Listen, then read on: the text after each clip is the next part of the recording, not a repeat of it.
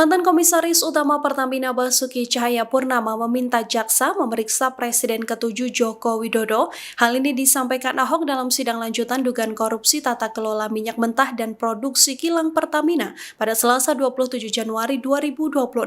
Suasana ruang sidang langsung riuh saat Ahok bersaksi di persidangan. Awalnya, jaksa menanyakan Ahok soal nama mantan direksi Joko Priyono dan Masud Hamid. Joko adalah mantan direktur utama PT Kilang Pertamina Internasional, sementara Masud Hamid adalah mantan direktur utama PT Pertamina Patraniaga. Keduanya mengakhiri masa jabatan di era Presiden ke-7 Joko Widodo. Ahok lantas menyebut bahwa keduanya adalah dirut yang sangat hebat. Mereka diakui Ahok mau memperbaiki produksi kilang dan Patraniaga. Ahok lantas mengatakan BUMN keterlaluan mencopot orang meritokratis. Download Tribun X sekarang, menghadirkan lokal menjadi Indonesia.